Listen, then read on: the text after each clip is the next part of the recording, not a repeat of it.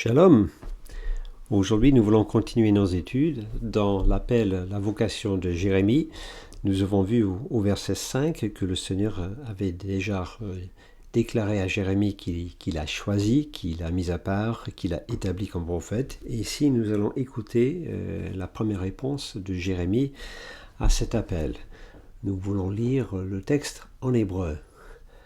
Va Omar aha Adonai Yahvé Hine lo yadati daber ki na'ar anoki. Alors, qu'est-ce que nous avons ici? Bon, le tout premier mot, à premier coup, on pense qu'on le connaît, on pense que c'est Vayomer, et il dit, mais regardez bien, il n'y a pas le yod, c'est pas Vayomer, mais Vaomar. Alors, qu'est-ce que nous avons ici? Bon, ça ressemble à un inaccompli converti, mais avec le O qui est là, on pense, est-ce qu'il y a peut-être un participe cal, parce que ça, c'est typique. Non, mais nous avons quelque chose un petit peu exceptionnel. Ce que nous avons ici, c'est bien un inaccompli, et c'est un inaccompli converti. Et normalement, bien sûr, vous avez un patak avec un dagesh dans la préformante, mais la préformante ici, ou bien elle n'est pas là, ou bien c'est autre chose. Alors, mais c'est justement là la difficulté et l'exception ici. Alors, nous avons ici inaccompli converti, c'est la première personne singulier, et c'est un cal de notre verbe amar.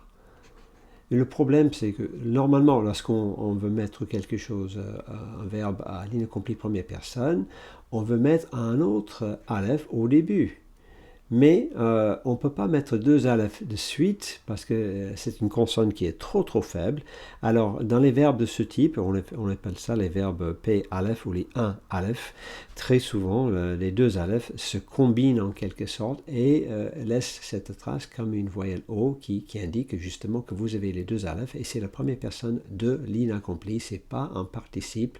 Ça serait de toute façon Omer, la prononciation serait légèrement différente, mais c'est surtout la présence de ce vav converti avec le patak, mais le dagesh qu'on ne peut pas mettre dans le aleph, donc on allonge la voyelle en kametz, et les deux aleph se combinent pour laisser la voyelle O. Donc c'est un petit peu exceptionnel, assez fréquent avec des verbes de ce type, verbe pay aleph ou un aleph, et surtout le verbe amar. Donc il faut traduire ici, et j'ai dit. Donc voilà. Et qu'est-ce que j'ai dit? Ah! Et là, nous avons cette interjection, un petit peu un cri de détresse ou de protestation. Il va dire, Seigneur, il y a un problème ici. Adonai, donc mon Seigneur Yahvé, Hine, voici, lo yadati. Lo yadati, alors qu'est-ce que nous avons là? Bien sûr, nous avons un accompli, première personne singulier, c'est un cal du verbe yada, qui veut dire connaître ou savoir. Et comme nous avons remarqué dans le passé avec les verbes de connaissance ou les verbes de perception, souvent l'accompli prend cette nuance du présent. Donc littéralement, c'est j'ai connu. Avec la négation, je n'ai pas connu ou je n'ai pas su, mais il faut presque le traduire comme un présent, parce que je n'ai pas su dans le passé, je ne sais pas toujours dans le présent. Donc, je ne sais pas, et comme en français, je ne sais pas, on s'attend à ce qu'il y ait un infinitif construit après, si l'idée c'est une idée verbale, et je ne sais pas, tu ne sais pas quoi. Daber, alors daber, qu'est-ce que nous avons? Ben, nous avons bien un infinitif construit du verbe dabar, qui veut dire parler, donc je ne sais pas parler. Il faut remarquer ici que avec cet infinitif construit, cette fois vous n'avez pas besoin de lamed qui est là, mais vous avez le patak qui est en dessous, la première lettre de la première consonne de la racine, avec un dagesh fort, parce qu'il y a un son vocalique devant. Donc vous avez un dagesh fort dans la deuxième consonne, ce qui veut dire que nous avons ici la conjugaison piel. Mais si vous connaissez le verbe dabar, vous savez déjà que ça n'existe quasiment qu'au piel. Une ou deux exceptions peut-être dans certaines formes dans le cas, mais normalement c'est presque toujours au piel, donc c'est pas une surprise. Donc je ne sais pas parler. Et pourquoi est-ce que je ne sais pas parler? Car, avec le qui, nous avons l'explication, car na'ar anoki, proposition nominale, donc vous n'avez pas de verbe garçon, moi. Donc, je suis un garçon. Nahar, bien sûr, le mot qui veut dire garçon, ça, dans certains contextes aussi serviteur, mais ici c'est garçon, mais avec une très large éventail de possibilités. Ça peut décrire le petit enfant Samuel à 3 ans, et ça peut décrire Joseph à 3 ans pour le petit garçon Samuel, ou Joseph à 30 ans, juste devant d'interpréter le rêve du pharaon. Donc vous voyez, c'est très large. Souvent, ça veut dire tout simplement un jeune homme qui n'est pas encore marié. Donc ça peut aller d'un adolescent, il y a toute une possibilité là. Mais de toute façon, un jeune, je suis. Je suis un jeune. Voilà. Et voilà, et il faut presque suppléer le mot seulement.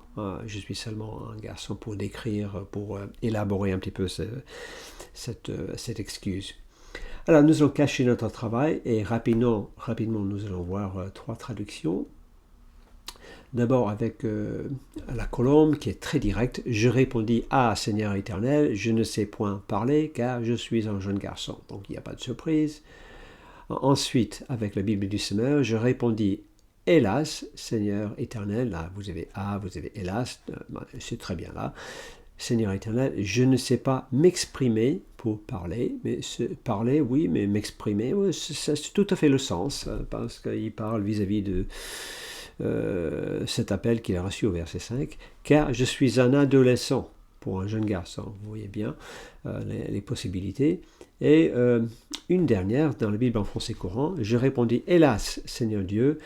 Là, ils ont combiné toute cette dernière partie de la phrase pour arriver à cette idée: je suis trop jeune pour parler en public. Bon, bien sûr, l'idée de parler en public, ça vient du contexte, ça ne vient pas directement de ce verbe-là, mais c'est le contexte de cet appel d'être le prophète du Seigneur dans un contexte public. Et je suis trop jeune. Là encore, c'est une légère interprétation, mais ça semble tout à fait correct et le sens est bien exact. Ben voilà la réponse de Jérémie ici, et on va voir comment le Seigneur va répondre à la réponse de Jérémie dans les versets suivants. Donc à très bientôt.